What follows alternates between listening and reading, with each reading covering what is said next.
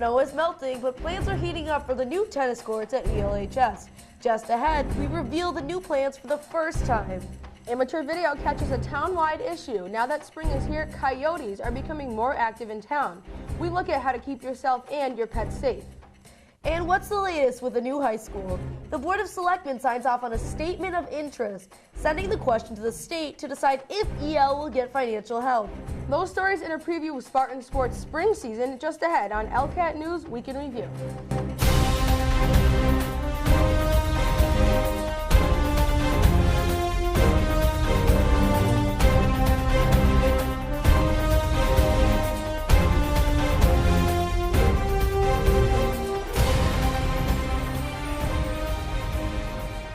Good evening. I'm Yasmin Najibi. And I'm Alexi Cohan. We begin tonight with the latest on possible plans for a new high school in East Long Meadow. Here's what's happening. The Board of Selectmen recently approved a so-called statement of interest. That basically means EL gets into the state pipeline of consideration for possible reimbursement for a new building. It's a complicated issue, so ELCAT News sat down with School Committee Chair Greg Thompson for an update on the latest part of the process. Here's a little history. You may recall last year the town initiated a facility study where each of the town's 5 schools were looked at in terms of what they need to remain viable. A main focus of the study, what to do with the aging yet well-maintained 58-year-old high school. We did the whole facility study, looked at all 5 buildings, specifically the high school. After that whole intensive study, the school committee, the leadership team came to the idea that we should probably at least start to look at the possibility of some sort of major project here at the high school.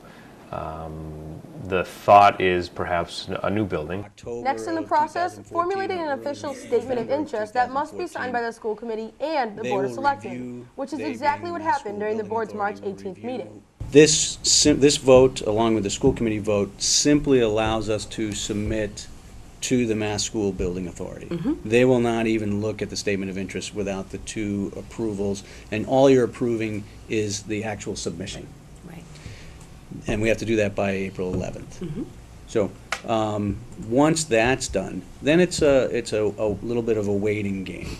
This just gives you the opportunity to approach the state as far as getting in the loop, if you will, for the potential of a school and the potential of funding from the state. This is something you have to do. Right. By no means is anyone tied into anything, because obviously you have to go to town vote. So. The board agreed to at least send the statement of interest. So moved. Is there a second? Second. Any further discussion? All in favor? Aye. With both signatures from the selectmen and the school committee, the statement now goes to the Massachusetts School Building Authority. And it'll take probably 6 to 8 months before we hear back whether or not they've accepted us into the process. And so that means it's a yay or nay in terms of whether it's a viable project that they see. So. Thompson says it's a long process, but it has to be done to see if the state will pay at least part of the bill for either a renovated or a brand new high school. We would look to get a percentage of reimbursement amount at that point, and then we would have some real idea of what it might cost the town specifically. Thompson says if the state says yes to a new building, then a feasibility study would be done. But basically the feasibility study would be the preliminary project ideas to come back and say, all right, if you were to do a new building, this is where you might put it, this is what it might look like, this is the size you might have, these are some of the things you might do in terms of different portions, whether it be central office or a new swimming pool, things of that nature. Just to maintain the high school as is, he says, would cost approximately $24 million. The cost of a brand new high school? New buildings are around $100 million, in all honesty, so folks need to know that. If we look at a reimbursement rate somewhere between 40 and 50% from the state, then the town of East Long Meadow would be funding the rest of it. So you're looking at $50 to $60 million. So when you start to look at the numbers, 24 million, about half of what we may have to fund for a brand new building. And if we just do the capital investments, it still leaves us with a 60-year-old building, just we're maintaining it. So right off the bat, that's kind of starts to lean you towards the potential for a new building. Critics say money is tight and now is not the right time to make such an investment. Thompson says money is an issue, but the reality is the building is almost 60 years old. Our other top story tonight, a first ever look at what will be the brand new tennis courts at East Long Meadow High School. Town officials have just agreed on the new plan, and now all systems are go to get the courts in place as soon as possible. Tonight, we show you the plans and talk to those involved about the process and when town residents will be able to play ball. This is a first look at what will be the brand new tennis courts at East Longmeadow High School. Just last week, a committee made up of members of the community, the DPW, the school board, the select board, and the superintendent's office decided on the new design. We met as a group on Friday and decided on a direct replacement in kind with the new courts. 6 courts, obviously in the same footprint of the old tennis courts. So we are preparing bid documents through Gale Associates, and we'll be going out to bid hopefully in the next couple of weeks. Bruce Fenney, facilities manager for the Department of Public Works, says bids will be accepted April 22nd in the DPW office. What happens after that, we review all the bid documents. Obviously, the lowest and most qualified person for the project will be awarded the project, based on, obviously, the number they provide. Fenney says initially, organizers had hoped to move the courts to behind the high school stadium, saying it would provide a better position for tennis players when it comes to the direction of the sun. Also, if East Longmeadow does get a new high school down the line, it might make it easier for construction. However, Fenney says it would have to cost double the $325,000 budget. I think where they are located now is fine. There's 65 acres here on this site now, so there's plenty of room for a new school. Like I said, if we had our choice, over near the stadium would have been maybe a better fit, but based on our budget, we can't do it, unfortunately. But he says what the town will be getting is a vast improvement from what they have now. We like the design. The design is really based on the amount of money we have for the project. Obviously, we don't get all the bells and whistles that we would like to get in the project, but based on the budget, we feel that the project moving forward is the best fit for us. So what are town residents getting? What are we getting? We are getting a direct milling of the existing courts in place, new fencing, a new surfacing system. I believe it's a plexi pave system. It's almost similar to the track out at the stadium, the same type of materials. A committee of town residents who organized the initial warrant for the new courts is in the process of trying to secure a grant from the United States Tennis Association.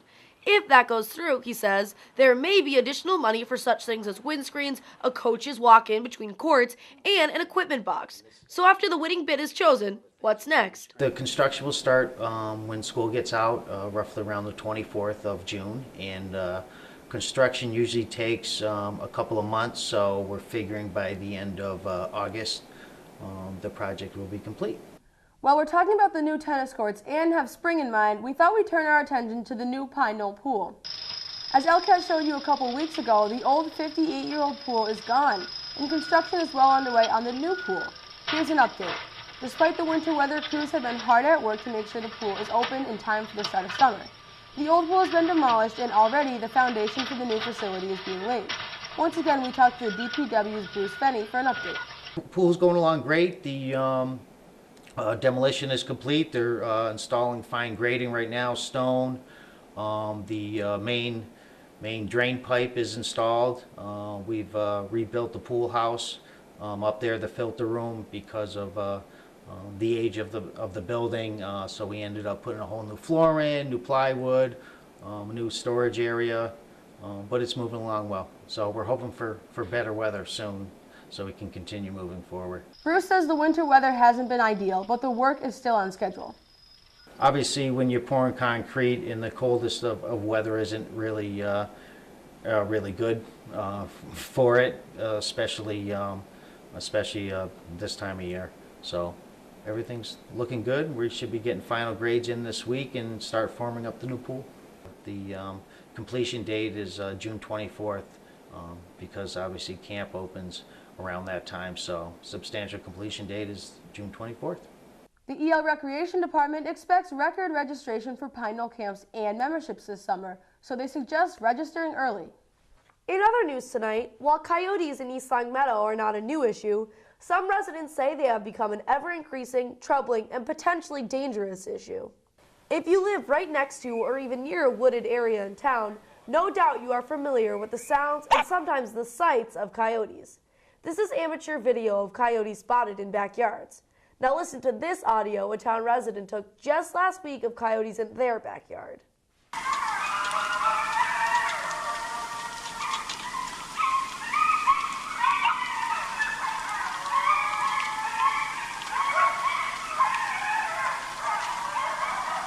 The homeowner has small dogs. He didn't want to talk on camera, but says letting those dogs out in the backyard unattended is a big concern. Recently, East Longmeadow's Animal Control Officer, Tom O'Connor, addressed the issue during a meeting of the Board of Selectmen. There's quite a few in town, and they run in family packs. I don't like using the word packs, but they run in family groups, and they tend to be pretty vocal this time of year. And with the spring coming, there'll be a lot more activity, and they'll be out a lot more feeding our pups. So I think now is a good time to get the word out and let people know what they can and can't do, and to help them with the challenges that they may have with regards to their own pets or animals they keep in their yards. O'Connor says coyotes are a concern, but residents should not be alarmed. Experts say the reason we see more coyotes has to do with land development. The more we build, the more coyotes are forced into urban areas, and the less fearful of humans they become. According to the DFW Wildlife Coalition, coyotes rarely bother humans, but they do pose a threat to small pets such as chihuahuas and terriers. Here's what experts advise to keep your pets safe. Right now is prime mating season. Be aware that this is a particularly active time for coyotes. Keep an eye on your pets when outside. A small dog, for example, let unattended in a backyard is an easy target for a coyote. If you come in contact with a coyote, the Wildlife Coalition suggests waving your arms, shouting, and doing anything you can to scare it away, even spraying it with a hose. And do not feed coyotes or leave food out for them. This will, of course, draw them to your area and make them increasingly accustomed to humans. Animal Control Officer Tom O'Connor says an informational meeting for town residents is in the works. I think the best approach to the common occurrence of coyotes frequenting our neighborhoods is to educate the public. One of the things that we plan to do is to have a session at the Council on Aging and hopefully have it broadcast by ELCAT. I've had discussions with Mass Wildlife, and they plan to come in and assist in that presentation and answer any questions that our residents have in regards to common sense issues dealing with coyotes in our suburban neighborhoods. If you haven't filed your taxes just yet, there are only about 3 weeks left to get them in. The deadline is, of course, April 15th, so the clock is ticking. If you're receiving a tax return, what will you do with it? A new survey may surprise you. The study, out this week by TD Ameritrade, looked at how Americans will handle their returns. Save it, spend some of it, or splurge and spend it all. Just about half of those surveyed said the money will go right to savings. 40% said they will pay down debt. The survey also found that those who receive a check bigger than $1,000 often put the money towards something big like a vacation or a car. You may be interested to know what the most common error on tax returns may be. Year after year, the IRS says it's bad math. Mistakes in arithmetic or in transferring figures from one schedule to another are reported most frequently. It goes without saying math mistakes can reduce your tax refund or result in you owing more than you thought. Experts say if you're intent on doing your taxes yourself, tax software can help reduce those errors since they have built-in calculators. However, also according to the IRS, when examiners find a discrepancy in many cases, they will correct your mistake and reconfigure your taxes for you. However, there's no guarantee it'll be the way you intended. In sports news tonight, spring season for Spartans is almost underway. While there is a pause from the winter to the spring season, we thought we'd take a look at teams to watch as the Spartans take it outside. The turf at the high school is packed with athletes from different sports getting ready for their first games of the season. Spring sports at the high school include track, baseball, softball, tennis, boys volleyball, and lacrosse. We caught up with a few teams during practice this week. Boys track led by Coach Nick Sharon is getting in shape. They have strong numbers this season, so they're hoping for a great spring. Several athletes made it to states during the indoor season, so they're looking for a repeat. Girls lacrosse is also getting in shape, focusing on conditioning this week. The high school tennis team is fighting the cold weather. They're out on the courts this week as well. New coach George Alvarez is looking to make his mark this season. Baseball is in full swing. Freshmen, JV, and varsity players are all getting ready for their first games next week. Girls softball kept it inside for much of the week, warming up for their first game in just a few days. Junior Jill Morosino is looking forward to this spring. She says the goal is to get back to the state championships. I'm looking forward to spending the year with my teammates and proving ourselves. We're a young team and I want to see. We went pretty far last year and I hope we can only go farther this year. Softball head coach Tony Santinello also has big expectations for this year's varsity team. I come to practice each and every day to look forward to seeing the girls. We had a great time last year. We went as far as we possibly could, and getting to be in the state semifinals was quite a ride, and couldn't wait all year to get back out here. It was 9 months. It was very long, but here we are, and we're ready to go again. Well, our team goal is to win the states this year. It's a very aggressive goal, but with the talent we have coming back from last year, we feel it's certainly an achievable goal. Definitely a Western Mass title would be first and foremost, but getting to the states and winning a state title is our ultimate goal. Coach Santinello says the key to their success is team chemistry. We have a blast. Everybody gets along. Great group of girls. They all really like each other a lot. And I think that's very important. Team chemistry that we have, that some teams might not have, but the softball team definitely has it. Good luck to all our Spartan athletes this spring season. Well, that'll do it for us tonight. Thanks for watching ELCAT News Week in Review. I'm Alexi Cohan. And I'm Yasmin Ajibi. Good night.